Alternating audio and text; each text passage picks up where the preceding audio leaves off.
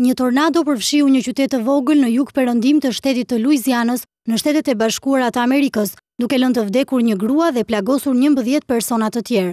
21 vjeçaria humbi jetën pasi një pemë u rrëzua në banesë, ndërsa ajo ishte duke mbrojtur foshnjën e saj të vogël, e cila arriti të shpëtonte. Më shumë se 100 shtëpi u dëmtuan, ndërsa 1500 banor u evakuan për shkak të frikës së rrjedhjes së gazit. Stuhia ishte aq e fuqishme sa pjesë të banesave përfunduan në majat e pemëve dhe qyteti ngjante një zonë luftimesh. Në Rejn mungon energjia elektrike, ndërsa pemët e rrëzuara kanë bllokuar rrugë parqe. Në zonën e dëmtuar nga tornado, autoritetet kanë ndaluar hyrjen. Banorët e evakuar u strehuan përkohësisht në një qendër zjarrfiksish. Stuhia u përhap me shpejtësi drejt Mississipit dhe Alabamës. Ajo solli edhe anullimin e një parade të parashikuar për të zhvilluar në New Orleans, që sipas meteorologëve kërcënohet nga moti i keq edhe në ditët në vijim.